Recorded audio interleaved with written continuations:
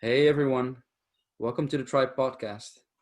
Hey, for today I've got Renee, which is a very good friend of mine, and we're going to be talking about empirical data. Renee is a teacher at a Melbourne University, and he has a lot of knowledge when it comes to researching the musculature in the body and all the intricate processes in the body. We'll be talking about how he started out, how his passion came to be, and some general wisdom and knowledge that he has. Renee, welcome. Can Thank you, you, Ben. Thanks for having me. yeah, you know, listeners might not know this, but we have been doing a lot of walking and a lot of carrying of sandbags, which you and I both Yeah, it's will all probably a lot agree of is bad ideas. a really bad idea. Yeah. And I was actually really excited to talk to you because the one thing I always found is you and I have a very similar way of thinking. Sure. So to start off, can you talk to me about your work? Where do you work? What kind of subjects do you give? Maybe some truths. Yeah, sure. Just to start maybe even a bit earlier, um, born in the Netherlands, just like Willem, not too far away from where he was raised. Studied in the south of the Netherlands, studied health sciences there, um, with specialization of movement sciences. I did my PhD there in nutritional interventions to modulate muscle mass and function. Um, then did a postdoc in France, then moved to Australia in 2007. So we've been here now for about 13 years. Yes, I'm working now as an associate professor at the University of Melbourne in the Department of Physiology.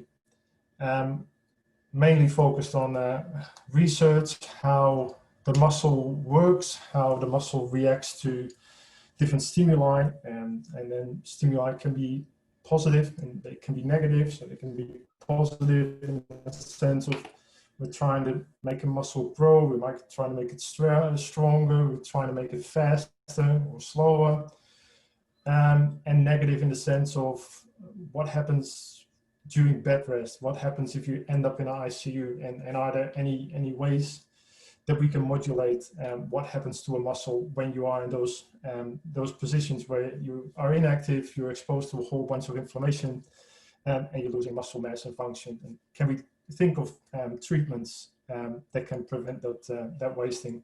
So that's in a nutshell the type of research that we're working on. And yeah, as an academic, of course, I'm involved in both research and teaching. So I'm teaching a third year subject for science and biomedical science students at Melbourne University, looking at muscle and the effects of exercise. Then also teaching honor students introduction to biomedical research. Um, Teaching first year physiotherapy, what happens to muscle when you expose them to different stresses, and what happens during exercise.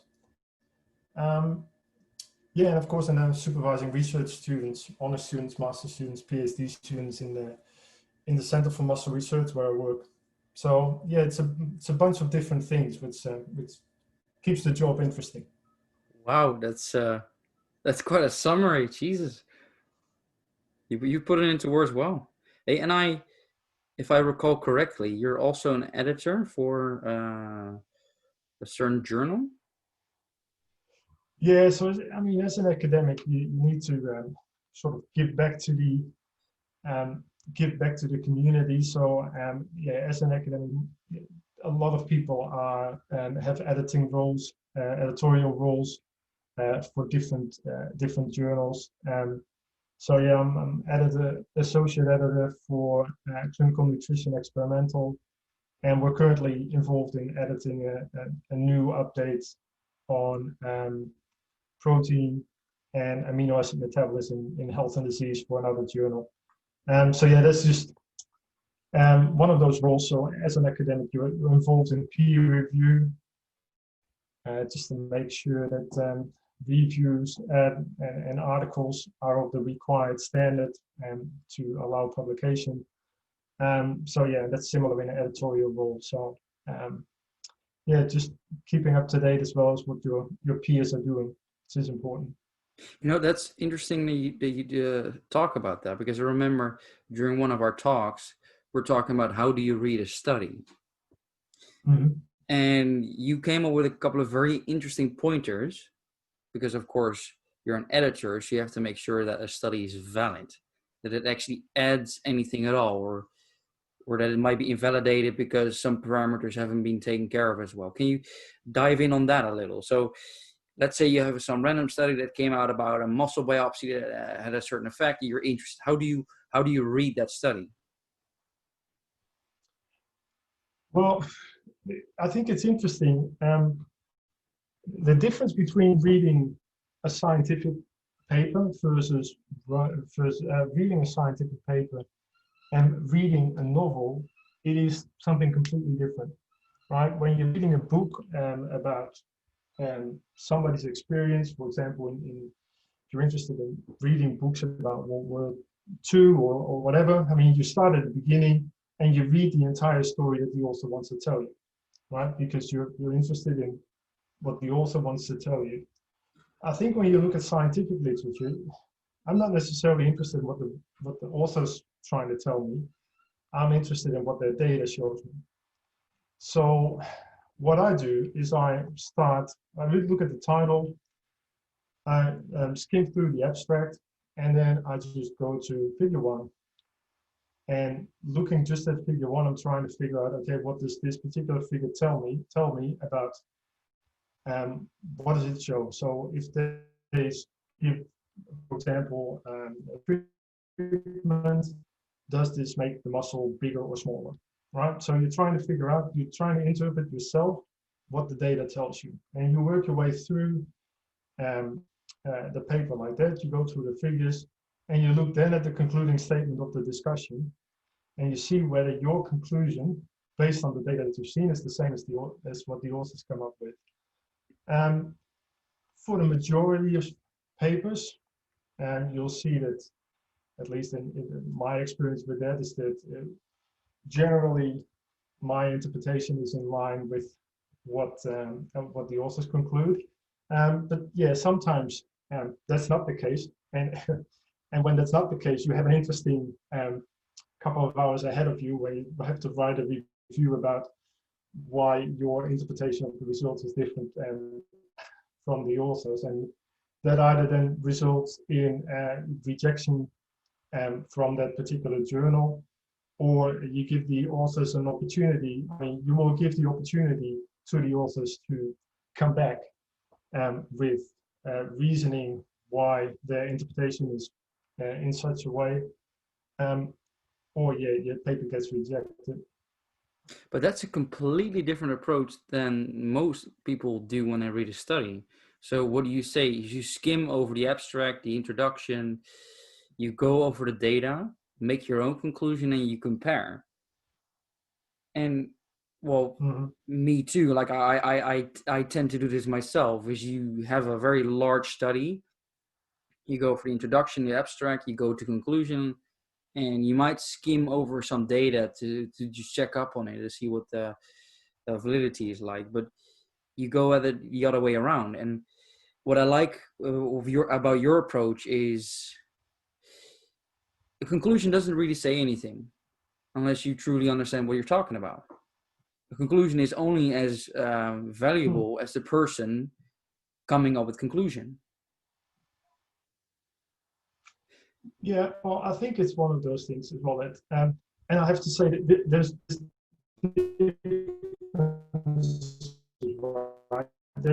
currently there are studies.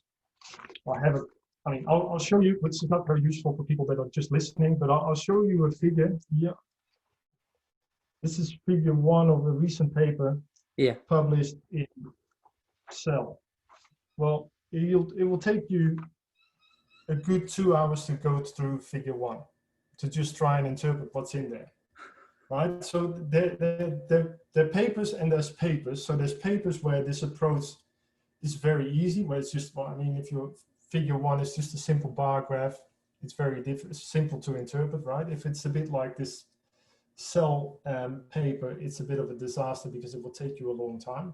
Yeah. But if a paper is very straightforward, then I think it's just important to really just look at the figures, look at the data, and then come up with the idea, does it mean anything? I mean, there's, especially some of the older literature, there's a lot of papers out there, especially when you think about different interventions on muscle performance. Study conclusion might be creatine increases muscle mass with 30% and power with whatever percent, right? And if that's the conclusion, that's going to be picked up by the media, that's going to be out there, and at some point this particular compound becomes a wonder drug, right? However, if you then go back and you have a look at the study and you look at, okay, this is a study, this is, for example, a resistance exercise training in 6 individuals, had never trained before, and all these individuals gained muscle mass over time. I mean, all these little nuances are not in the conclusion. No, exactly. Because if you're resistance trained or not resistance trained, that's going to make a big difference on the outcome, and might not be relevant for the majority of the people actually reading it, I can imagine. Yeah, well, and especially, and I think on one of our walks, we talked about this in detail, that a lot of those supplementation studies are mostly done in individuals that have not been previously exposed to training, right? So in most of those studies, you'll see a fairly big increase in muscle strength. You see a fairly big increase in muscle mass, which is not really representative of what would happen if you start this supplementation study in a trained individual. And again, that's most of the time not the stuff that you see when you just when you look at the conclusion and you look at the narrative really of a paper. So it's really important to just delve a little bit deeper and look at the original data. And I guess that brings you then to, should you read review articles?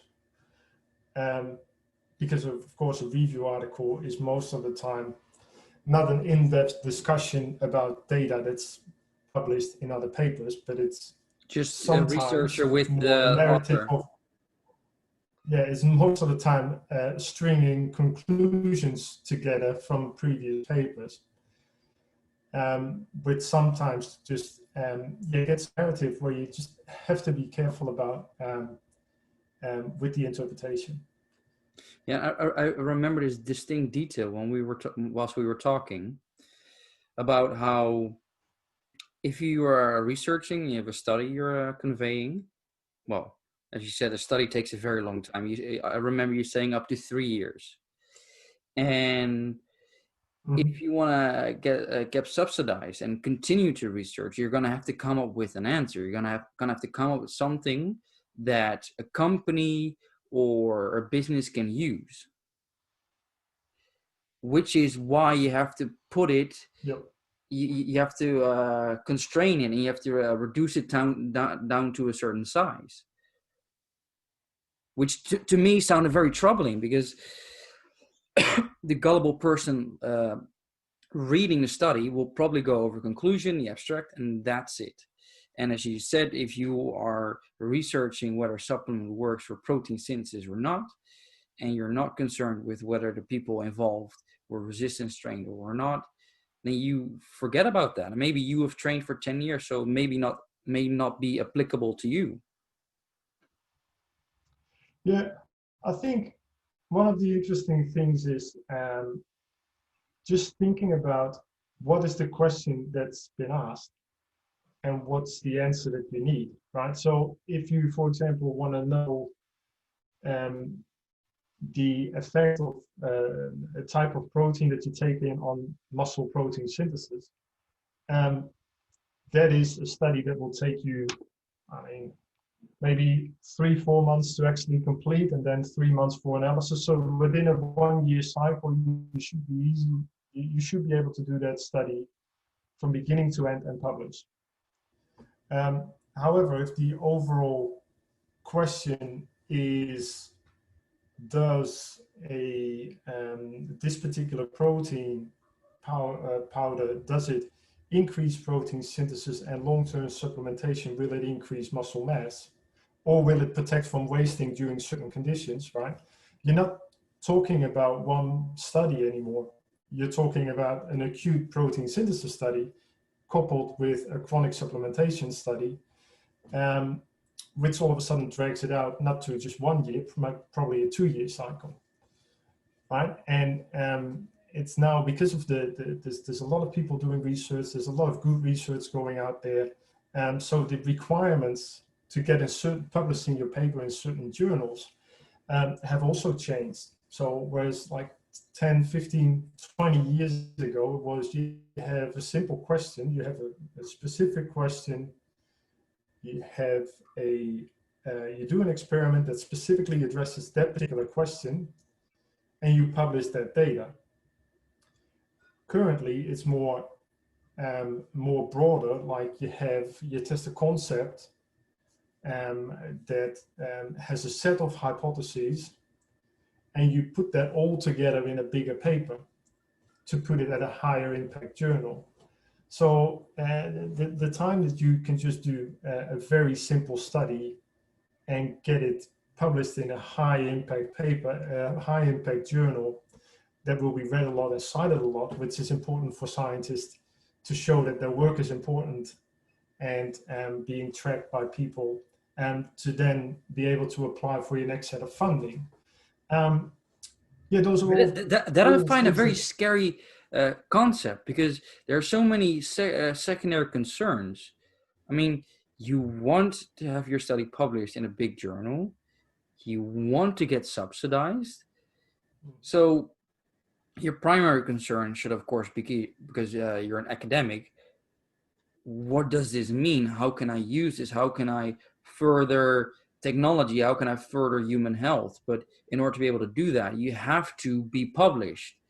You have to use, I remember you said that you have to use these methods of researching. You have to use certain jargon. There's so many concerns aside from how can I benefit society? Well, I mean, I think the thing which is happening now is that it's very important when we do a study that we are trying to provide an as definitive as possible statement about the actual outcome of a study. Yeah. Which means that not just measuring, for example, coming back to the protein synthesis stuff, you're not just measuring protein synthesis by the incorporation, for example, of an amino acid. You're also looking at signaling. You're also looking at how the metabolic pathways are changing. So instead of just measuring one thing, you're trying to provide an answer that is just as complete as possible. Yeah. To provide as much evidence that you can to highlight that your observation is correct, which is good. However, because that is what in general takes longer, it's more highly specialized, puts our scientists under a bit more pressure, of course, because as in every industry, we need to keep funding coming in to actually do the research and study what we find interesting and what we think are interesting and important problems to tackle, to develop. It is a continuous cycle, and it's a continuous struggle, and it's a continuous searching for opportunities, and a searching for smart ways to work around problems, which is actually the exciting bit of doing research. Because I can imagine there's a very fine line between, hey, why did I get into researching in the first place? Well, I want to get information that's actionable, that's usable. However, I need to be able to get my studies subsidized. So I need to be able to come up with something that people can use. So I can imagine there's a very fine balance in between, okay, I have a study and the data is clear. The conclusion might be a little bit vague, but at least I know I've stuck to my own values. And then there's the, can I actually sell this? Can I sell this information so I get my studies subsidized? Yeah, well, I think our approach, at least in my group, it's always like, I mean, if a good study with a good design, a thorough investigation of the problem with the appropriate methods to analyze should be enough sort of value to say, you know what, this is a study performed in the correct way by people with the correct expertise. This is a solid piece of evidence. Yeah. Right? So I think that's the that's the go-to position, or also our default position when how we approach science. Is you ask the appropriate, you ask the interesting question that's worth investigation, and then you use the appropriate methods to investigate the topic, and then you report the finding. Because in the end, it's also another thing, right? If you haven't published a study that is basically for the world, that means that that study has not been performed. Yeah. So that could very well mean that somebody else at the other side of the world at the same time decides that that's a good idea, but also then spends a whole lot of time on doing a study, for example, that where we already have the evidence for that it doesn't work. So that's why it's very important that that we also publish the papers where the outcome of the work is not necessarily positive. Yeah, no, exactly. I mean, there's also a thing called silent evidence, which is something I find incredibly interesting. I usually refer to history, that when you read a history book, you only read about the victors. You don't hear about anything else. So negative evidence or lack of evidence is always something I find to be very important and interesting as well. Because many people are, of course, very prone to the confirmation bias, to people listening, not knowing what that means. It's you believe something and you're trying to find evidence to support that statement.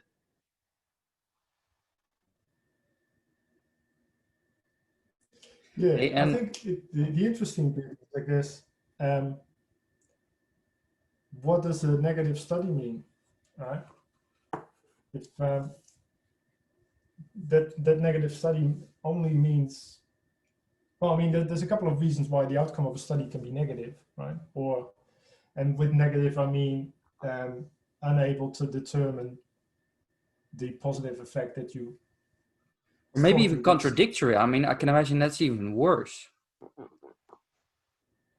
Yeah, well, and I mean, contradictory is. I mean, I guess contradictory is interesting.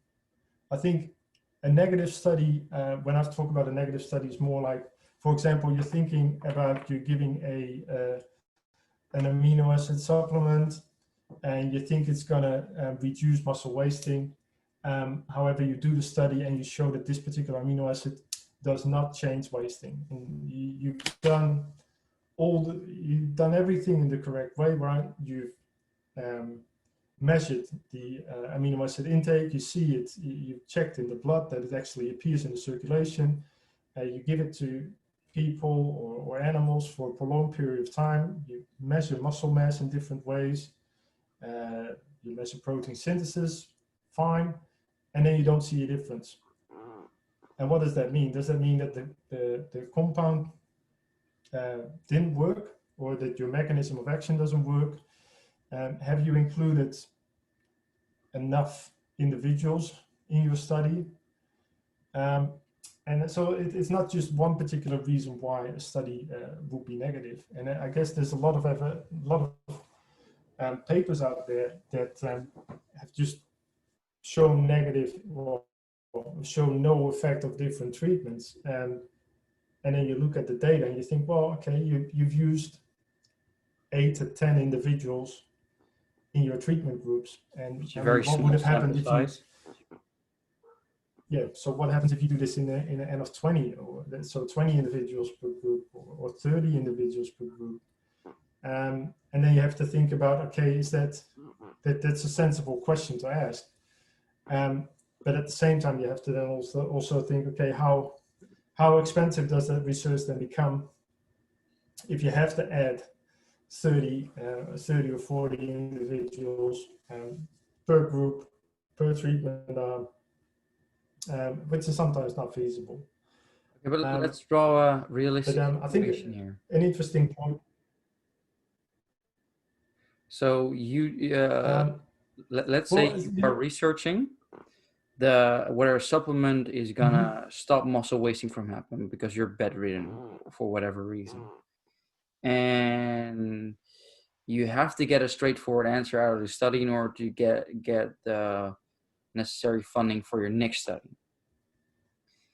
And as you said, well, it's a negative outcome because you don't measure anything, you don't measure any difference.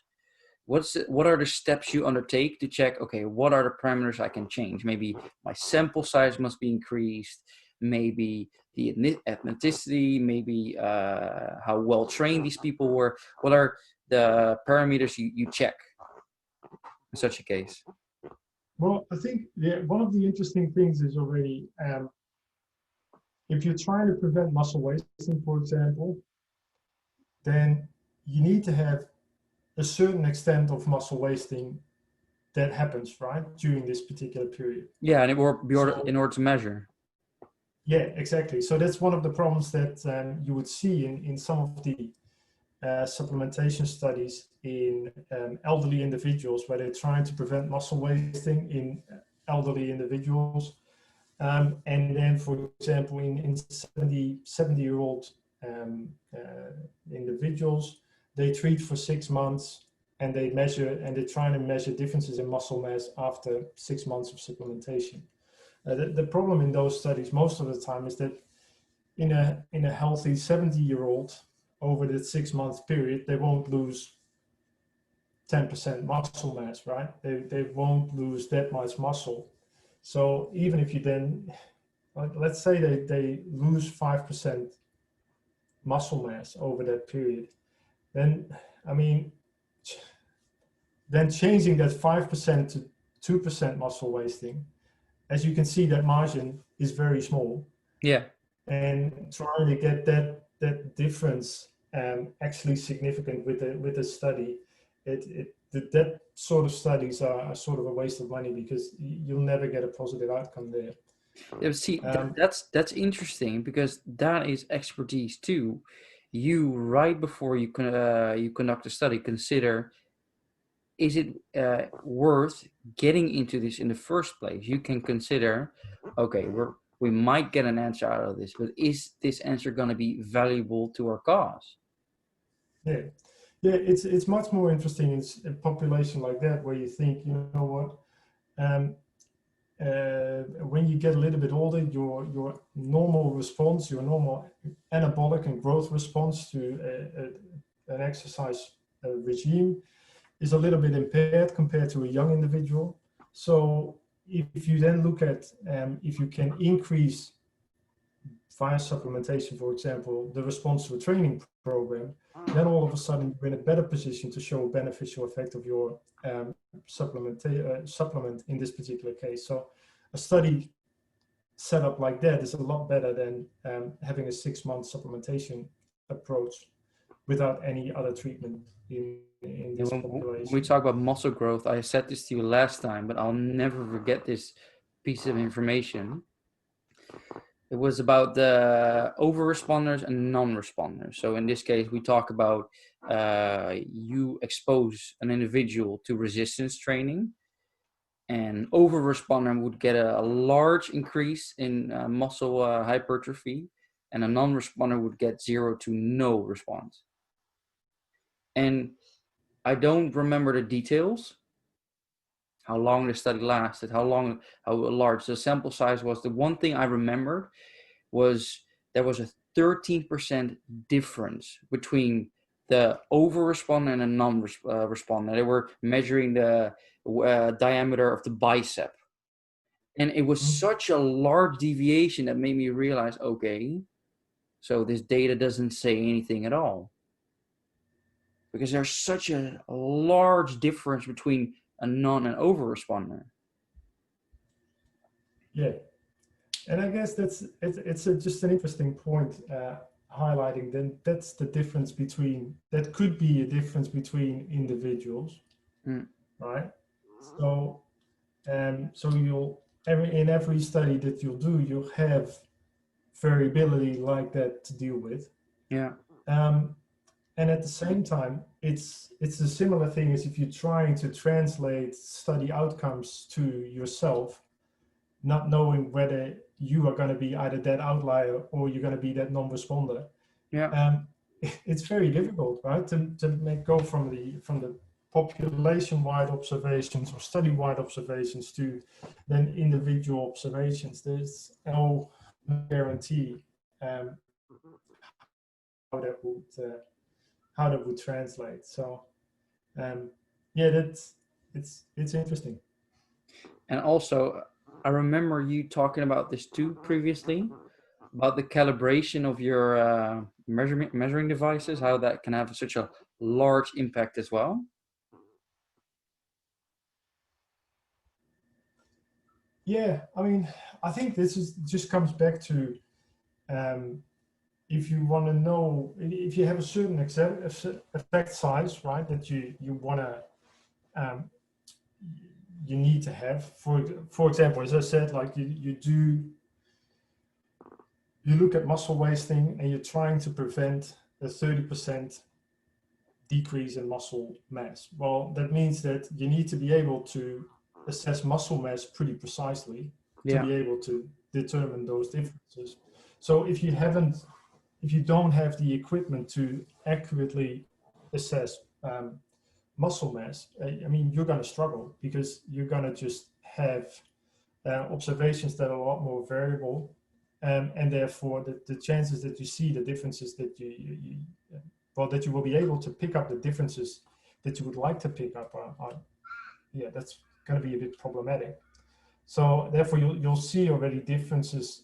For example, when you talk about body composition, right? If you're going to do this with the good old skin fold measurements, bioimpedance, underwater weighing, body pod sort of approaches. So there's a lot of different ways of doing this type of analysis.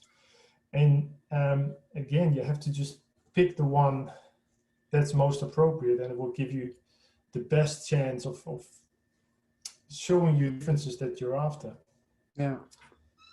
Yeah, you know, I always like to take away things. Whenever I talk with you or someone else about a subject, I always like to take away. So what does this mean?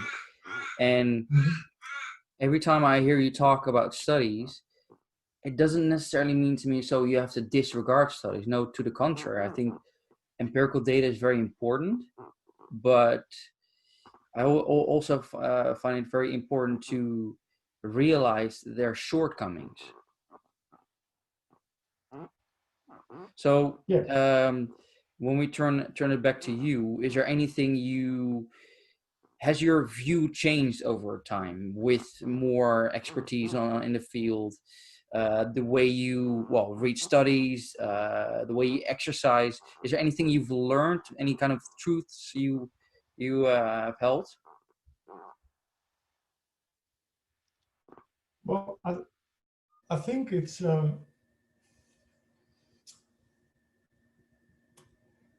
it's interesting. I think it's really interesting to see that if you've been in academia for God, I'm getting older, 20 years now, and you just think about what the real facts were like 20 years ago, and if you look at what the facts are right now, Yeah. the just the real facts, right? I mean, yeah, there's been a bit of there's a technology boom, there's a whole bunch of things that are going on. But if you think about the sort of dietary guidelines, fitness guidelines, all those sorts of things, they haven't really changed all that much over that time. And it doesn't mean that we haven't made any progress whatsoever. I think we know more than ever about how muscle size and metabolism are regulated. Um, but it hasn't necessarily changed the perception of the population about the importance of health and nutrition. And I think I'm very happy with what I've achieved in the research side of things. Very proud of my research team of what they've done and how clever they are with coming up with different approaches to measure stuff, and how the young people are coming up with different hypotheses that are worthwhile testing, and it's really nice to see students problem solving and that sort of stuff. So that's something that I'm really happy with. But then if you look at how science is picked up and what the actual output is with the current health status of the world, yeah, I mean, there's obviously, as you know, in your line of work, there's a really large discrepancy between what is general knowledge about health and that sort of stuff, and then the actual behavior of people. Yeah, the individual. And, yeah, where yeah, and I context is think incredibly important, your intent. yeah, and I think this is one of the interesting things that when I started science, I was all about just protein, and lift heavy weight, or cycling. And it is just, yeah, it has evolved to, I'm trying to figure out more now in my free time of what drives people, why do certain people show a certain behavior, and as a population, I'm trying to just figure out if the way we behave as a general population, and just trying to figure out we can make this world a bit better Yeah, by small changes. a little bit more of a complex view at the state of things. You know, sometimes you drop these little bombshells. It's really funny. And these little bombshells, they always stick by me because I find it very interesting. And one thing in particular you said some time ago was about a student coming to you and he wanted to have a very straightforward conclusion. He wanted to have an answer. And I remember Yes. you saying that depends. You couldn't give him a straight answer. You basically told him it's not that simple. Yeah, it's not what people want to hear. Yeah. And I think it comes back to a lot of conversations that we've had, and it's interesting when you work in education, and especially in the current system that we work in, right, where students, you cannot blame students because they go through an undergraduate course and they need to score very, very well during this undergraduate course to get to the graduate medicine, dentistry, whatever. Those are the students that we see. So really, yeah, they're interested in the topic that they're studying, but they're very interested in getting a very good mark. So they're juggling with this idea of, okay, I want to know more about this stuff, but actually what I really want to know is, what do I really need to know for the test? And how important is this assessment that you're giving me now? Okay, this is only worth 10%. So I really should study about on my exam, right? Which is worth 70%. So they're really output driven. So from that perspective, I can understand the question like, okay, how does it work? And what will be the correct answer on the test? Yeah. Right? But I think one of the interesting things is really what people want to hear is just, it is either black or it's white.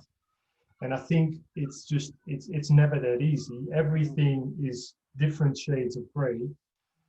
And if you're talking about something that is probably built or based on something else, and that initial thing that it's based on is not black and white, it's also gray, right? So in the end, in every discussion that we have, it's trying to detach, appreciate that everything is gray, and that it's never black and white, and there's always a middle way. And I think we can become very philosophical, because of course this doesn't apply just to science, it applies to life and attitude and that sort of stuff. But it's a healthy way of looking at things, where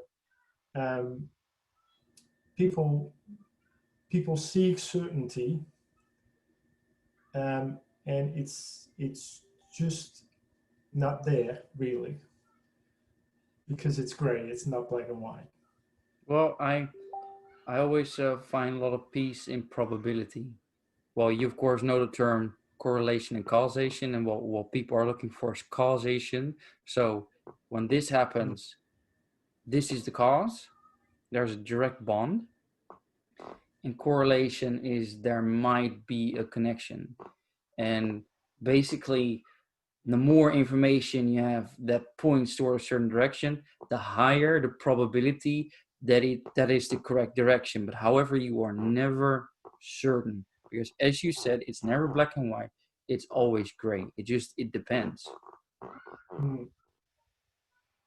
Yeah, and that's absolutely true. I wanted to give another example, but it just left my brain, so I can't come up with the example. But it's absolutely true. Different shades of gray, and that's what people need to. That's what we need to live with.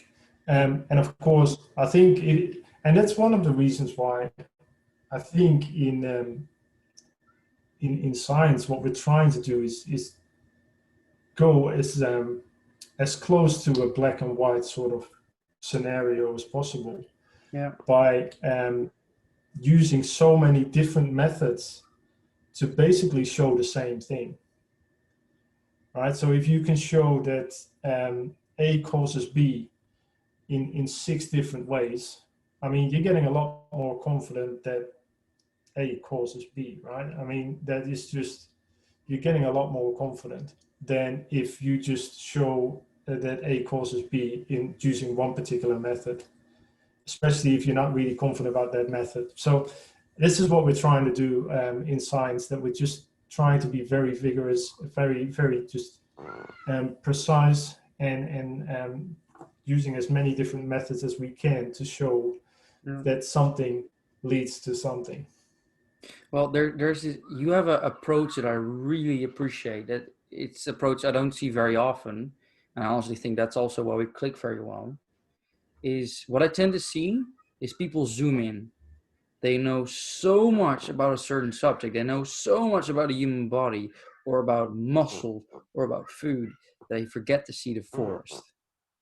And every time I hear you talk, what I hear you say is you zoom in on a certain process in the body, like, okay, what does this mean? And you zoom back out again with the, okay, this data might mean that and that, but remember, it's not black and white. And one thing you said that ties to this very well, it's the that someone posted something on Facebook and you had a certain notion that it made you feel a certain way, but you didn't say anything in return because you don't know what this person is going through.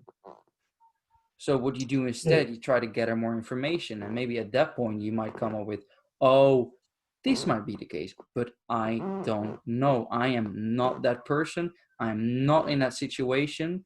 So I might think I know what's going on, but I really don't. Yeah, no, you're absolutely right. And I think from a science perspective, right, I think for me it's really easy to take a step back and not zoom in just because I mean I'm surrounded by a lot of very smart people and a lot of very specialized people in specialized methodology that I'm I have no problem admitting that they know a lot more about these particular things than me.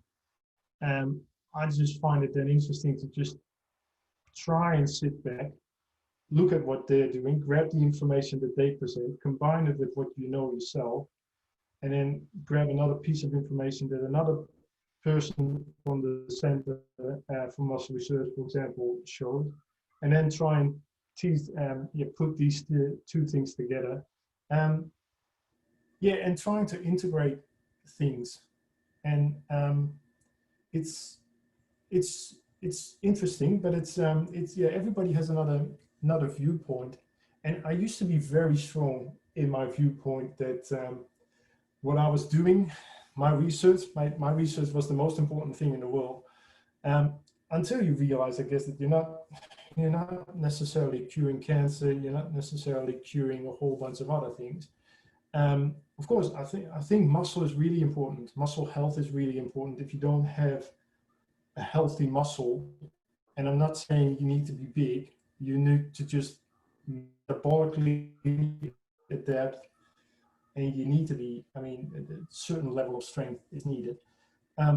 So I think it's really important, but I mean, it has its place, right, in all the other diseases that are out there. So it's taking the broader approach, taking the step back, and it's making it not all about you is also helpful. But I can also imagine that taking your ego out of it, because that's what it sounds like to me, is of utmost importance. Because if your ego is heavily involved with your study, that's going to affect your data. And if you're like, well, okay, I'm doing this study because I'm passionate about it, I'm doing this study because I like it, because I like to learn things, and if the answer doesn't suit me the way it should, I would like it to, okay, too bad. Yeah, it's very good to be able to take a step back and be open for suggestions from others that just have a slightly different viewpoint. Yeah. And I think I've been lucky enough with my mentors who've been very strong personalities, but also very open to suggestions. So I've always been exposed to that. So it sort of comes natural after a while to just let everybody talk and come up hopefully at the end with the best possible mixture of the expertise, which brings the best possible study design forward, and then hopefully the best possible end result. Yeah. Hey, and is there anything you would like to say to a new student or to people listening? Things you've picked up, things that you find valuable, valuable knowledge.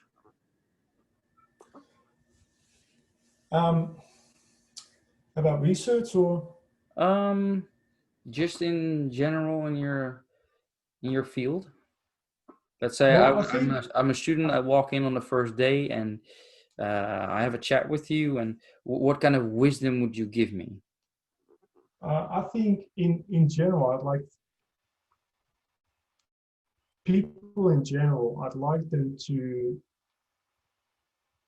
be open for things, and also think about the cycle of news in general. And it comes back to how I talked to you about how I read studies and how I interpret data and discover truth, right? Or at least my truth or my interpretation of what's happening.